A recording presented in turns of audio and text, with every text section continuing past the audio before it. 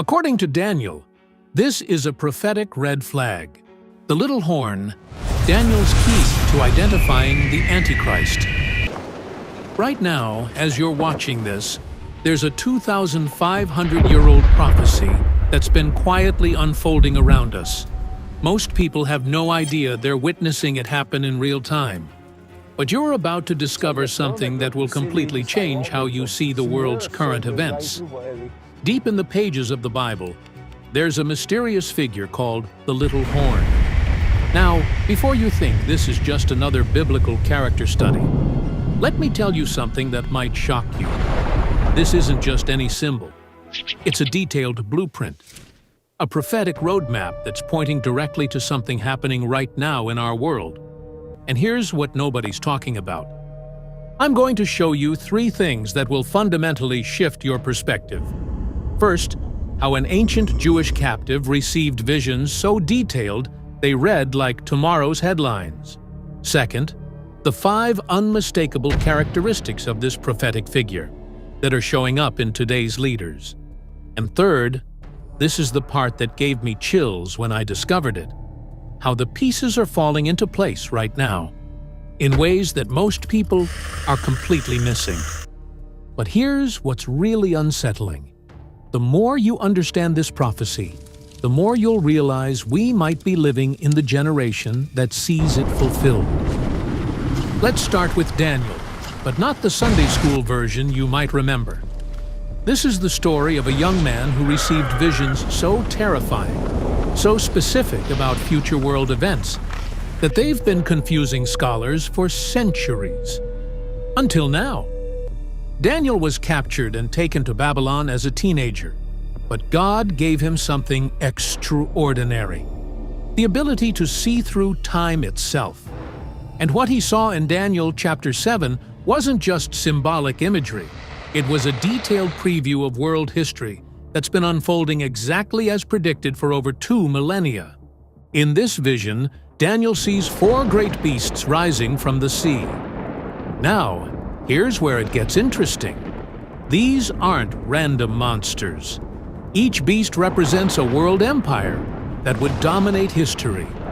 But it's not the beasts themselves that should concern us. It's what comes after them.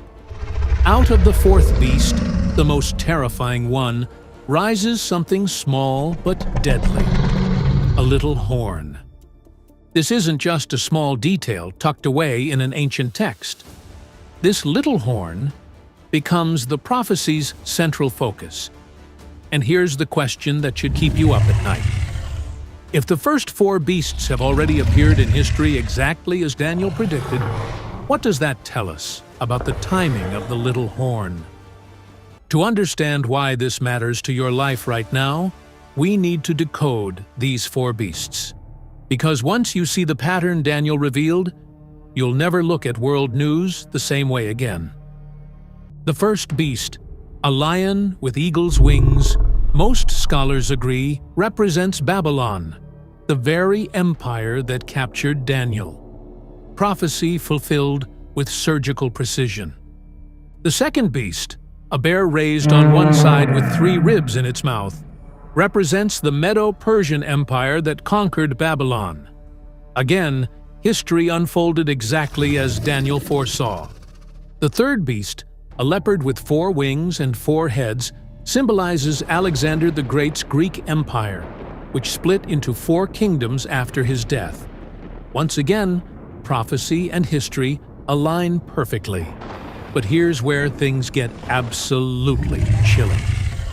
The 4th beast is described as terrifying and powerful beyond imagination, with iron teeth that crush everything.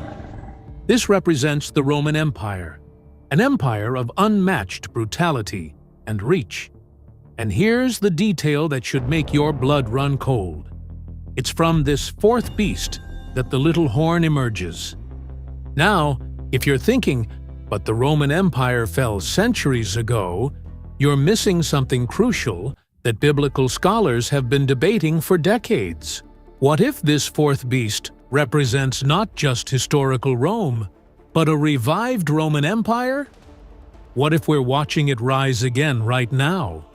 let me read you Daniel chapter 7, verse 8, and I want you to listen carefully to how specific this gets.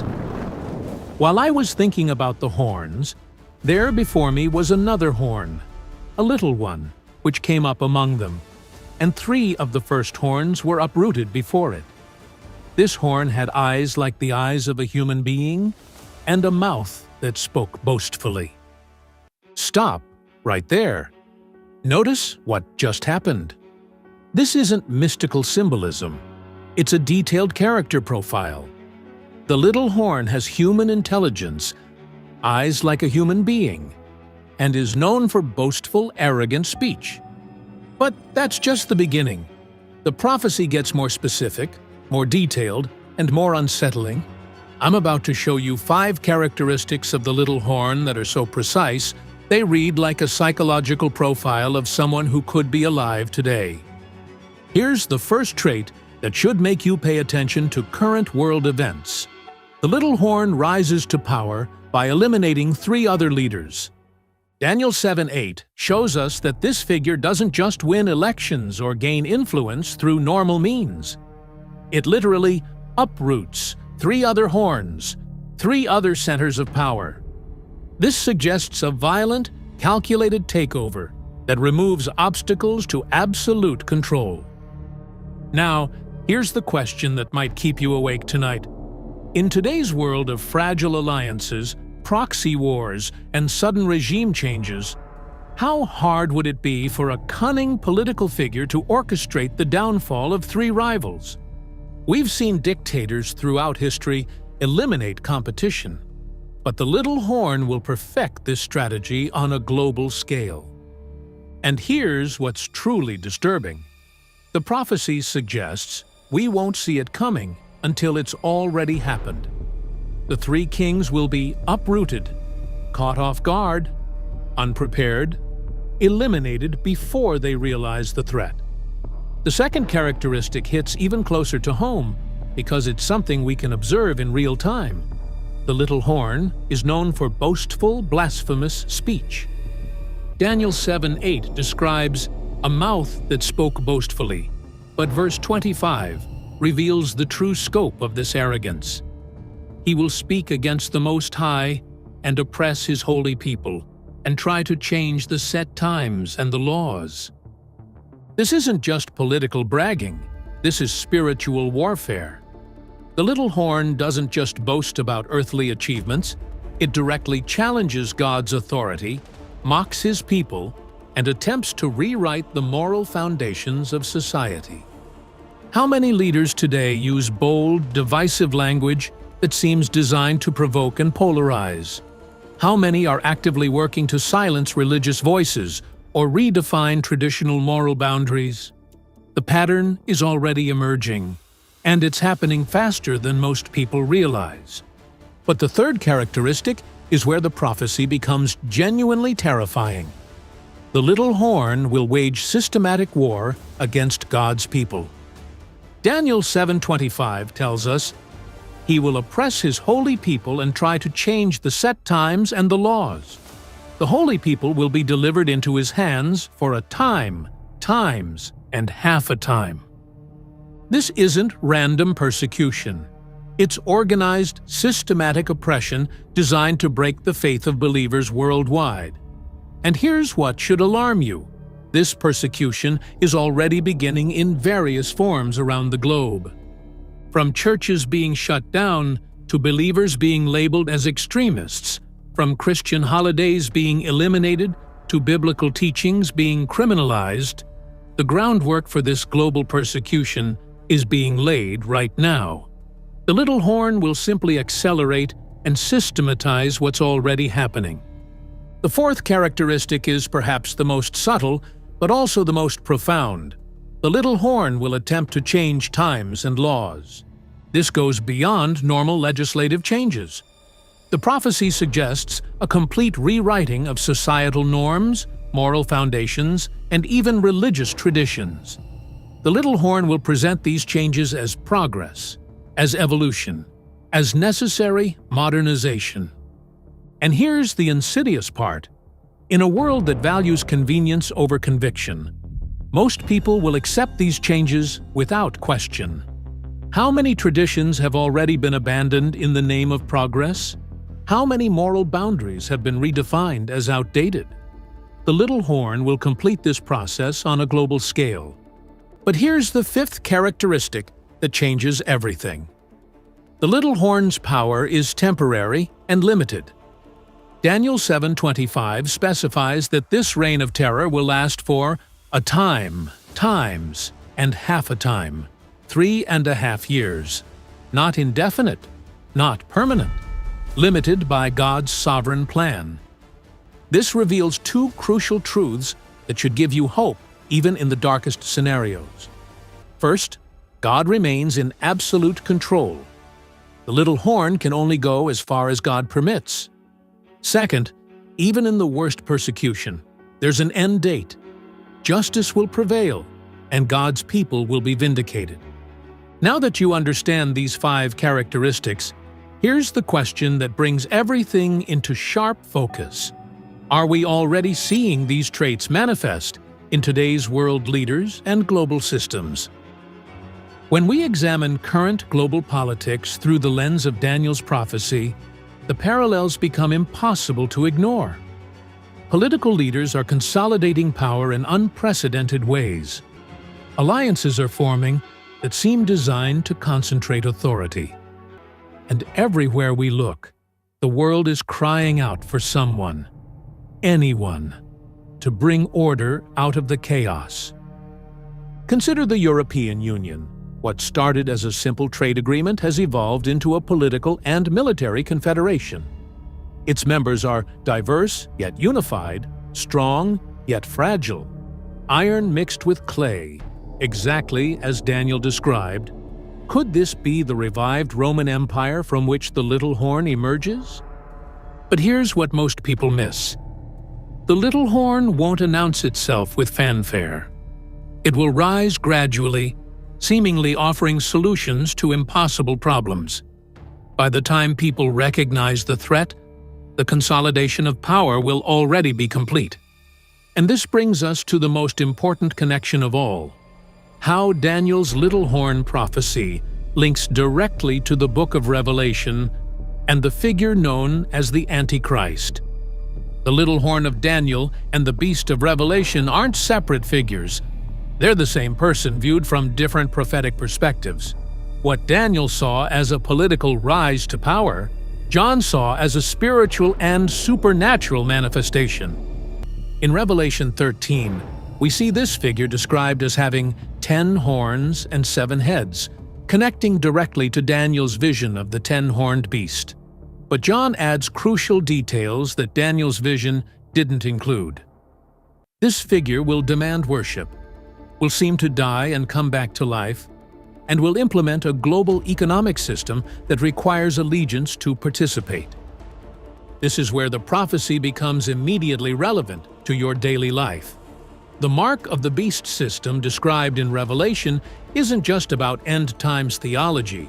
It's about economic control, social compliance, and spiritual allegiance. And the infrastructure for such a system is being built right now.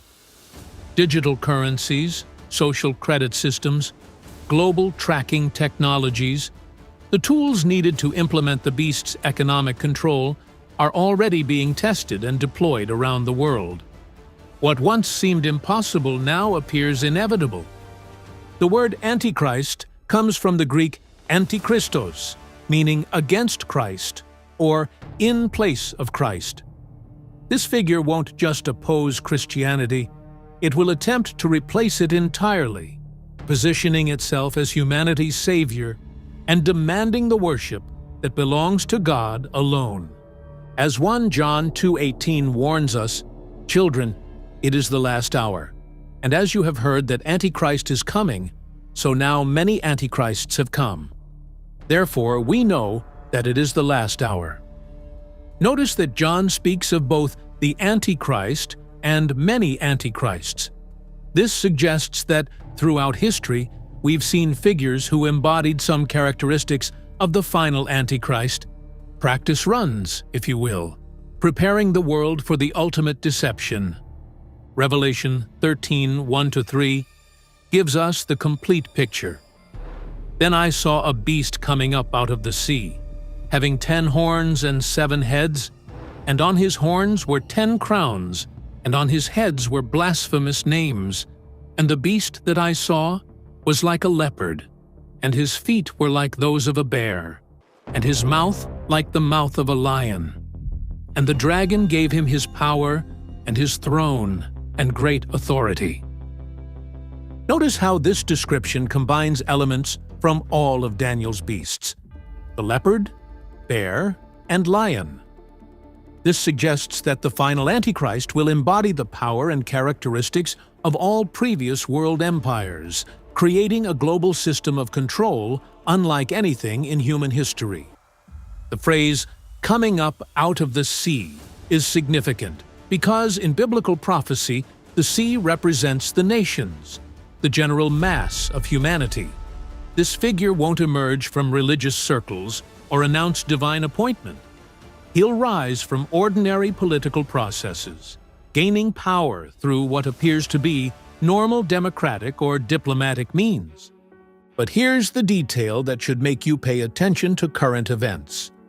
This figure will capture global attention by surviving what appears to be a fatal wound, possibly an assassination attempt.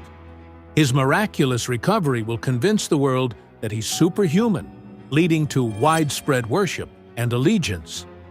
And once he has this global platform, he'll have exactly 42 months, 3.5 years, to implement his agenda. The same time frame Daniel prophesied for the little horn's dominion. This isn't just ancient prophecy.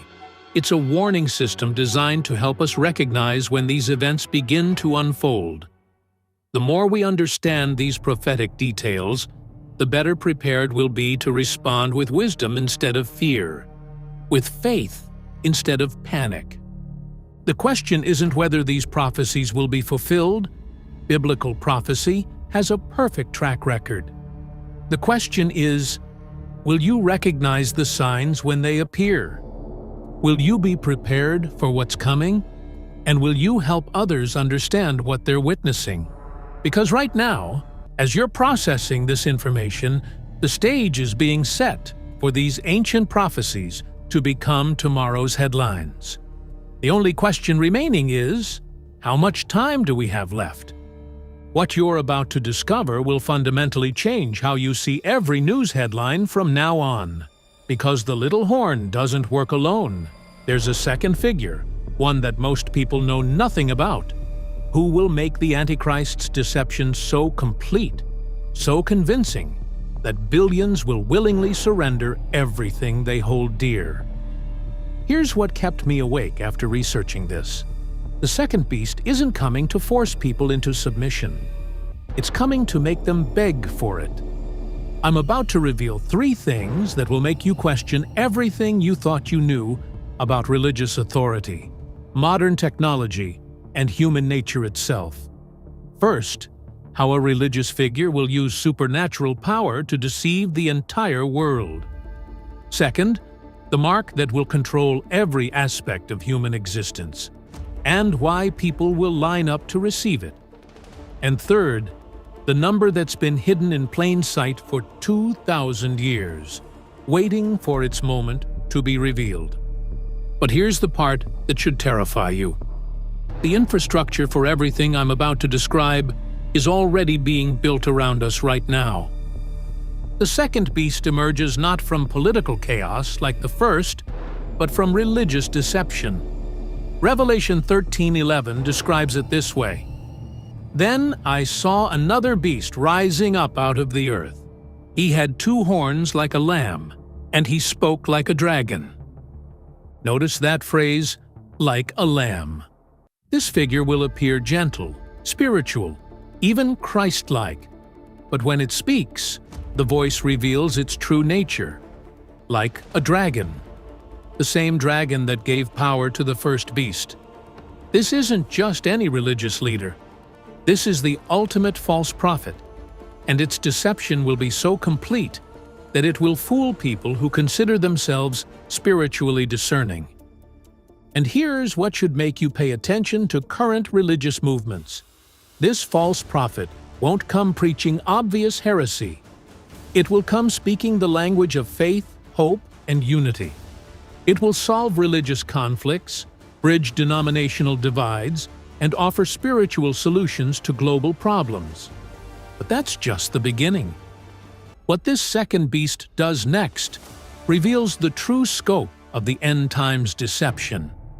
And it involves power that goes beyond anything we've seen in human history. Revelation 13 verses 13 to 14 tells us exactly how this deception will work. He performs great signs, even making fire fall from the sky to the earth, right before people's eyes. And he deceives those who inhabit the earth because of the signs which he is given to perform. Stop and think about this for a moment. In an age of special effects, deep fakes, and technological illusions, what would it take to convince the world that someone has supernatural power? The answer is simple: actual supernatural power. This false prophet won't rely on camera tricks or stage magic. It will call down literal fire from heaven, perform undeniable miracles, and demonstrate power that no human technology can explain. And here's the crucial detail: these won't be fake miracles. They'll be real supernatural acts powered by Satan himself to deceive the nations. But the miracles are just the setup for something far more sinister. The false prophet's ultimate goal isn't to amaze people, it's to control them. And the method it uses will tap into the deepest human psychological need: the need to belong, to participate, to survive. Here's where the prophecy becomes immediately relevant to your daily life. The mark of the beast system isn't primarily religious. It's economic. Revelation 13, 16 to 17 lays out the system with chilling precision. And he causes all, the small and the great, the rich and the poor, and the free and the slaves, to be given a mark on their right hands or on their foreheads. And he decrees that no one will be able to buy or to sell, except the one who has the mark. Read that again slowly. No one will be able to buy or sell without the mark. Not some people. Not most people. Everyone. This isn't just about religious persecution. This is about economic survival. And here's what should make you pay attention to current technological developments. We already have the infrastructure to implement this system. Digital currencies, biometric identification, social credit systems, contactless payments. Every piece needed for the mark of the beast economy is already being tested and deployed around the world. The false prophet won't need to invent new technology. It will simply unify and mandate what already exists. And here's the psychological genius of the system. It won't be presented as oppression. It will be marketed as convenience, security, and progress. But there's one detail about this mark that most people miss, and it's the key to understanding why people will eagerly accept it despite the obvious risks. The mark isn't just about economics. It's about identity and belonging. In a world where exclusion from the economic system means death, the mark becomes a symbol of acceptance, participation, and survival. People won't take it reluctantly. They'll demand it desperately. We've already seen this psychology in action. During recent global crises, the mark of the beast system will exploit this same psychological need on a global scale. And this brings us to the number that's been waiting in the shadows of human history for nearly 2,000 years: 666. Revelation 13:18 issues both a challenge and a warning. Here is wisdom. Let him who has understanding calculate the number of the beast, for the number is that of a man, and his number is 666. Notice that this verse calls for wisdom and understanding. The number 666 isn't random. It's a code, a signature, a mathematical fingerprint that will identify the Antichrist when he's revealed. The number 6 in biblical numerology represents human imperfection, falling just short of 7, which symbolizes divine completeness. 3 sixes together suggest ultimate human rebellion, humanity trying to achieve perfection without God, reaching for divinity through human effort alone. Throughout history, the number 666 has appeared in various forms, from ancient calculation systems to modern technology. But here's what makes this prophetically significant. When the Antichrist is revealed, this number will be unmistakably connected to his identity, his system, and his mark. But understanding the number is just the beginning. What you really need to know is why people will not only accept this system, but fight to defend it. The Antichrist's appeal won't come from force. It will come from charisma, solutions, and hope. Daniel tells us this figure will be eloquent, attractive, and persuasive. In a world exhausted by crisis, division, and uncertainty, he'll offer exactly what people are desperate to hear. And here's the psychological hook that will capture billions. He won't just promise to solve problems, he'll actually solve them. Economic prosperity, political stability, religious unity, global peace. Everything the world has been crying out for, he'll deliver. But there's a price for this utopia, and most people will pay it gladly, without realizing what they're giving up. Revelation 13:8 reveals the scope of this deception. All who dwell on the earth will worship him. Not some people, not most people, all people, except those whose names are written in the Lamb's Book of Life. Think about that for a moment. In our polarized world where people can't agree on anything, what would it take to unite humanity under one leader? The answer is crisis so severe that any solution becomes acceptable. And this brings us to the most chilling question of all.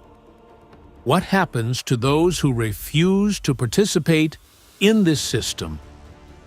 Without the mark, you can't buy food, pay rent, receive medical care, or participate in society. But here's what's even worse. Those who refuse the mark won't just face economic exclusion. They'll face execution. Revelation 13:15 is brutally clear. The false prophet will cause those who do not bow down and worship the image of the beast to be put to death. This isn't abstract theology.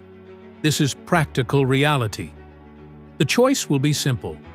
Take the mark and live, or refuse and die. And here's the psychological pressure that will break most people. This won't just affect individuals. It will affect families, children, communities. But there's one detail about the mark that changes everything. And it reveals why this choice is so much more significant than just physical survival. Taking the mark isn't just an economic decision. It's a spiritual one.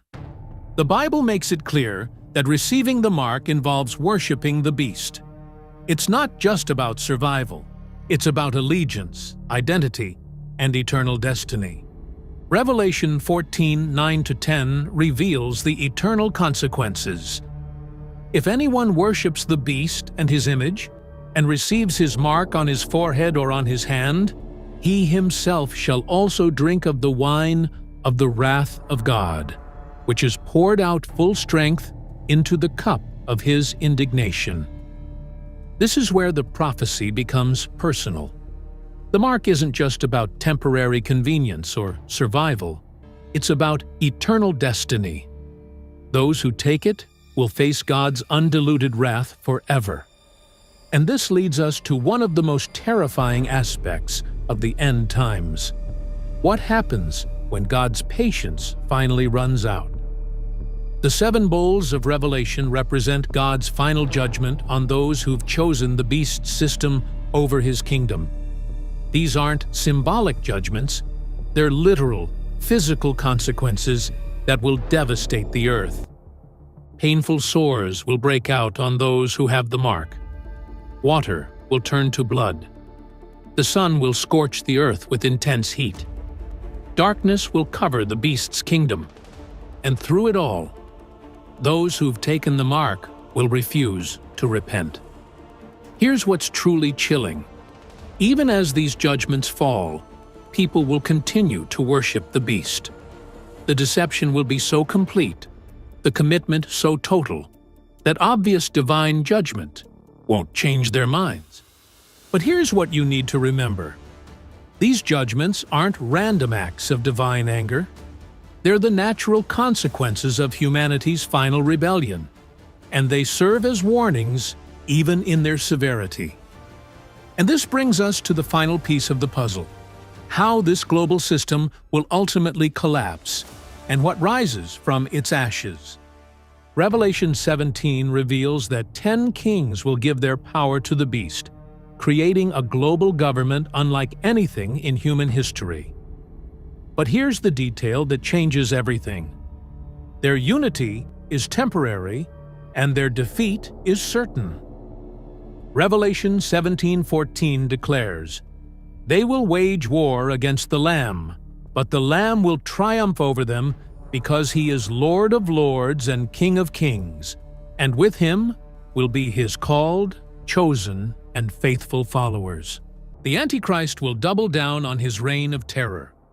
The final battle, the Battle of Armageddon, will be set in motion. The countdown begins here. What unfolds next is written, and it's more real than we've ever imagined. And from this moment on, the world will never be the same again. This is the turning point for all humanity, and what you do with it could determine your eternity. This isn't just about the past. What we're about to see has everything to do with the return of Jesus himself. But here's the thing. No matter how powerful the Antichrist appears, his time is running out. The bridegroom arrives. But what a sight! This is a side of Jesus that no one has seen before. He's complex, and now we're seeing him in a completely new way. One thing is clear. While Jesus was not a fighter during his first visit to earth, he will be when he comes again. You can't put Jesus in a box or label him as just one thing. He's a warrior when he needs to be. The Son of God goes forth to war. The first time Jesus came to earth, he rode a donkey. That symbolized peace. But the second time, he won't be on a donkey. He'll be on a horse, the mount of a warrior. He's coming to fight. The difference between his two comings is this. The first time, he came to save and heal. The second time, he's coming to judge and fight. If you can't see both of these sides of Jesus, then you don't fully know him yet. You've only seen part of who he is, and your view of him is too small. This may stretch you, and some people feel so uncomfortable with this side of Jesus that they try to avoid it by going back to the Gospels. But you can't do that. If you do, you're running away from Jesus. And if you turn away now, you might miss the most important truth of your life. What happens next will demand a response. Let's look at this picture of him. First, look at the horse. It's a war horse, a charger, not a donkey. A donkey isn't useful in battle, but a horse is. He has an army with him too. Look at his titles: faithful and true. He keeps his promises and his word. Look at his purpose. He's coming to judge and make war in righteousness. Some people laugh at the idea of a just war, but here it is, the first and maybe the only truly just war in history. This war will be righteous. Now look at his appearance. His eyes are flaming with fire. Nothing is hidden from those eyes, and they burn with anger. He has many crowns on his head, showing his complete authority and sovereignty. Look at his names. One is the Word of God, and another is a name we don't even know. This shows a new part of his character that requires a new name. Look at his clothes. A robe that's a mix of white and red. White linen stained with blood. Sometimes, when I take communion and see the white bread and the red wine, I think of Jesus who's coming again. The same colors, white and red, remind us of his return. Look at his army behind him. During his time on earth, Jesus said, "Do you think I cannot call on my Father, and he will at once put at my disposal more than 12 legions of angels?" That's 12,000 troops. At that time, he didn't use them. But now he will. Against men. Look at his weapons, a sword and a rod. The sword comes from his mouth. Jesus fights with his words, and his words can heal or destroy. Above all, look at his title, King of Kings and Lord of Lords. No matter how many kings have existed, he's the supreme king. I remember watching the coronation of Queen Elizabeth II. At one point, she was handed the Bible and told that it was the only law she was subject to. Here is the royal law. These are the lively oracles of God. In other words, even though she was queen, her authority was under someone greater, God. No one is higher than Jesus. He is the King of Kings and Lord of Lords. What an amazing picture of Jesus. Here's the interesting part. This picture is what the Jews hoped was happening on Palm Sunday. They got one thing wrong, though, the timing. Many think they misunderstood Jesus, but they didn't. They knew their Bibles and believed God would send a conqueror to save them from their enemies. They knew God promised to set Jerusalem free. The only thing they got wrong was when it would happen. When Jesus came riding in on the donkey that day, they didn't realize he wasn't coming yet to restore the kingdom to Israel. So they shouted, "Hosanna," which means "Save us now," and "Blessed is he who comes in the name of the Lord." Those words come from a passage where God promises to fight their enemies and defeat them. They weren't wrong to shout that. They just had the wrong time. Jesus couldn't defeat the enemies until he first came to die for them. That's what they misunderstood. When Jesus left the earth at the Ascension, his followers asked him, "Lord, are you at this time going to restore the kingdom to Israel?" They wanted to know when he would fulfill that promise. Jesus didn't say, "I'm never going to do that. You have it all wrong." Instead, he said, "It is not for you to know the times or dates the Father has set by his own authority. He will do it, but not yet." This is where many people have misunderstood Jesus. They thought he chose a donkey because he would never fight. But that's not true. It was because it wasn't yet God's time to restore the kingdom. On Palm Sunday, they hoped he would take action, but it wasn't the right time. Now, in this passage, he comes to do what they had been waiting for.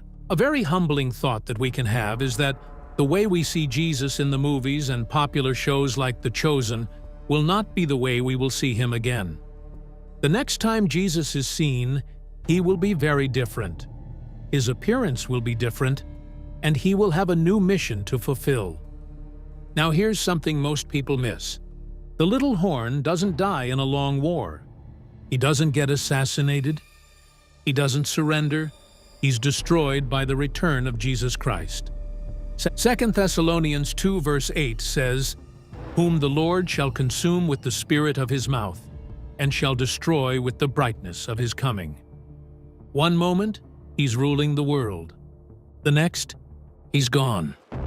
No sword, no army, just the brightness of Christ. That's all it takes.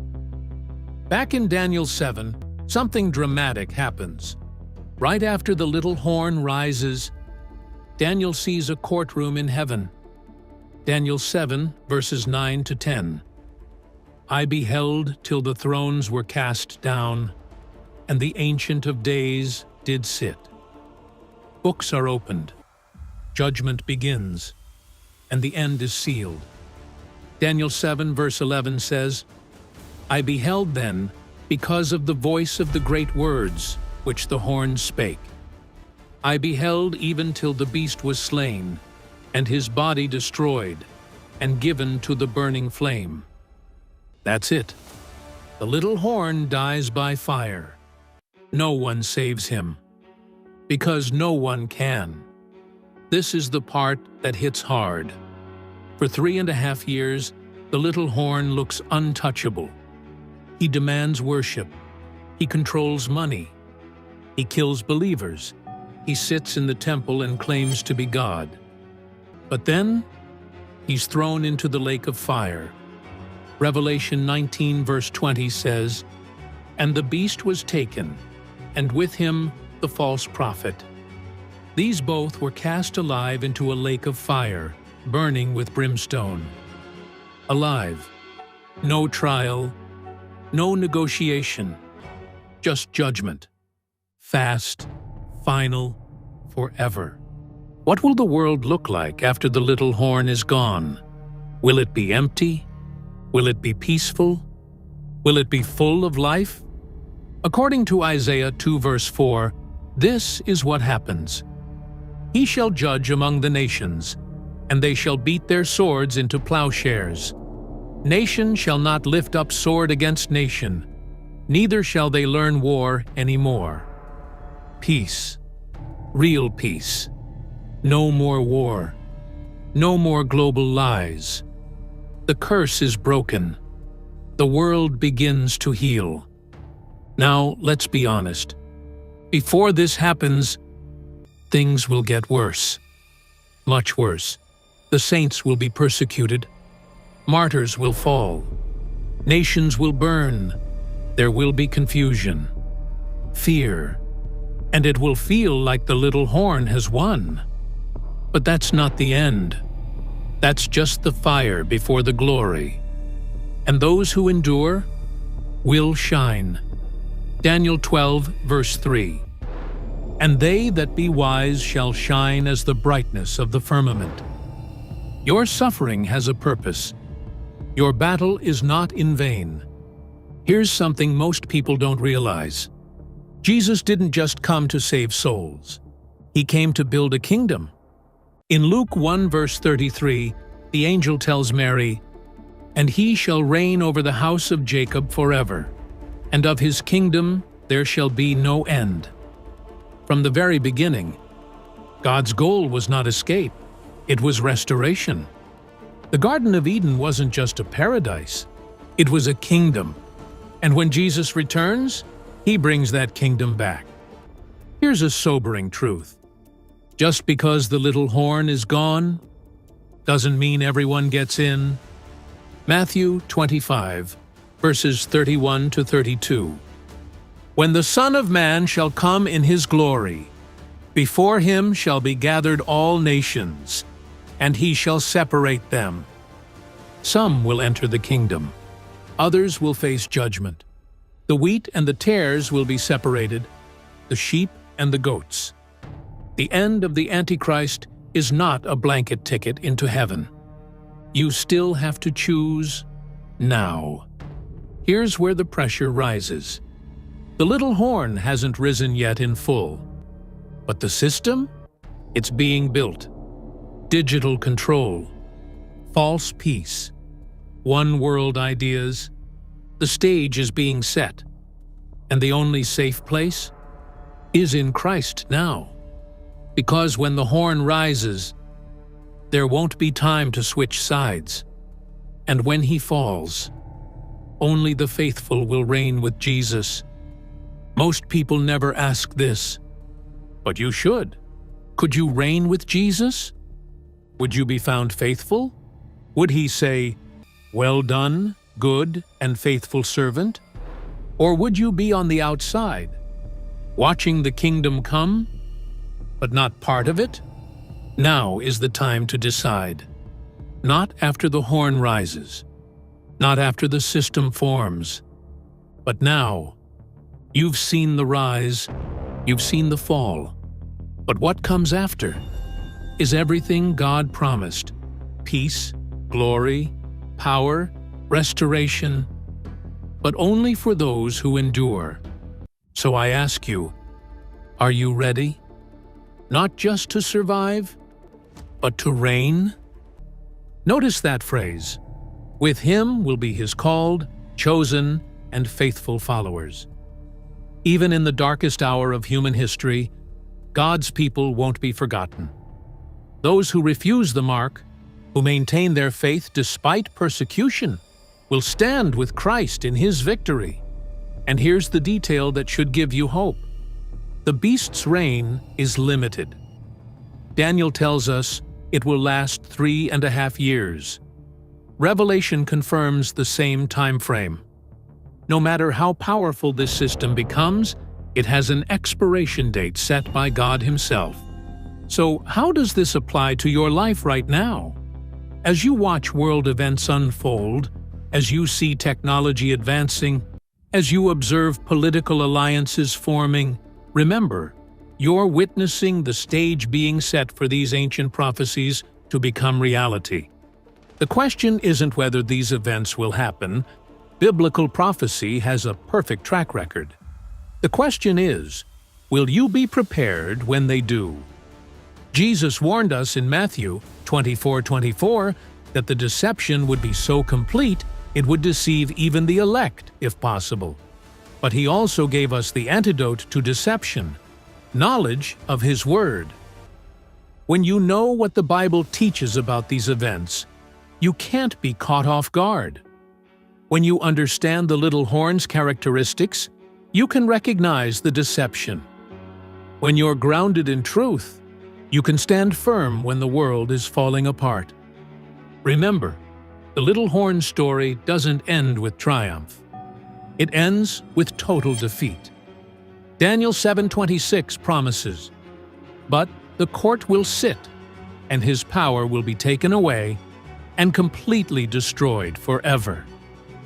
Every earthly power that has ever opposed God has fallen.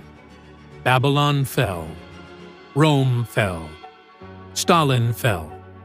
And the little horn will fall too, along with every system that exalts itself against the knowledge of God.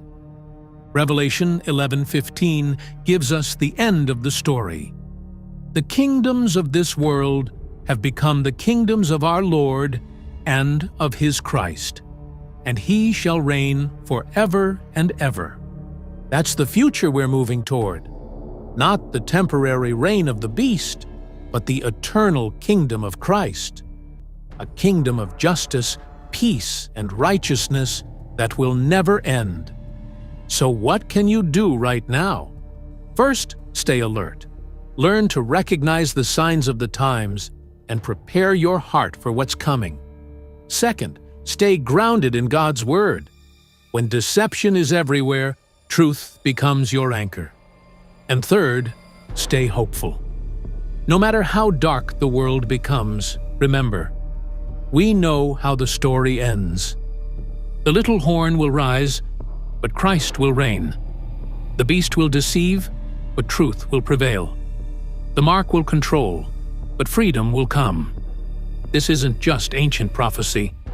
It's your future hope.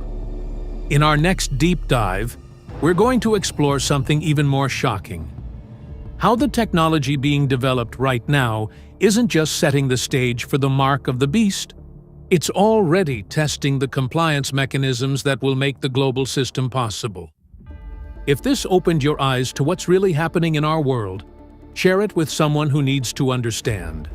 Subscribe and hit that notification bell, because what we're uncovering together is too important to miss. Until next time, stay vigilant, stay faithful. And remember, God's kingdom is coming, and nothing can stop it. The only question that remains is, when the choice comes, and it will come, which side will you choose?